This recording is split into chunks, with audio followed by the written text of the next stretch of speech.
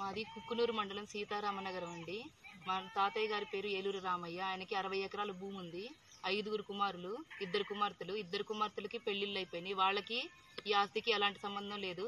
5 కొడుకులకి 60 ఎకరాల భూమి సమానంగా పంచాలి. మా తాతయ్య గారు లేరు, చనిపోయారు. భూములు ఆస్తి పంపకాలు జరగకుండానే మా తాతయ్య గారు చనిపోయారు.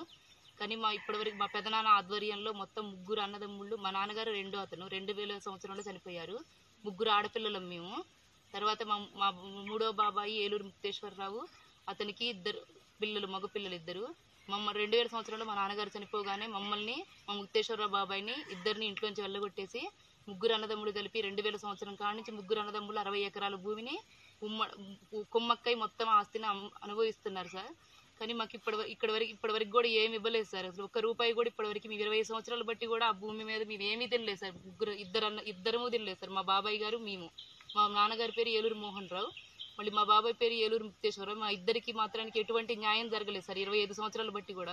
మేము ఏదన్నా మాకు కావాలి అని అడగడానికి వచ్చినా మమ్మల్ని బెదిరించి భయపెట్టి పంపించేస్తున్నారు సార్. ఇన్ని సంవత్సరాలు బట్టి కూడా ఇప్పటివరకైనా మాకు న్యాయం చేస్తారని ఇన్ని సంవత్సరాలు ఓపిక పట్టాం సార్. కానీ మాకు ఎటువంటి న్యాయం జరిగేలా లేదని మేము భరించలేక ఎన్నో కష్టాలు పడి పెరిగాం సార్. మేము, మా అమ్మను, మా పిన్ని మమ్మల్ని కూలికి పోయి అసలు తిండి కూడా సరిగా ఉండేది కదా సార్. వాళ్ళ కడుపులు మార్చుకొని మమ్మల్ని సాదారు సార్. కానీ మాకు మాత్రానికి ఎన్ని బాధలు పడే పెరిగాం సార్. ఇప్పుడు కడుపు మండింది సార్. వాళ్ళు అలా బతుకుతుంటే మేము తట్టుకోలేకపోతున్నాం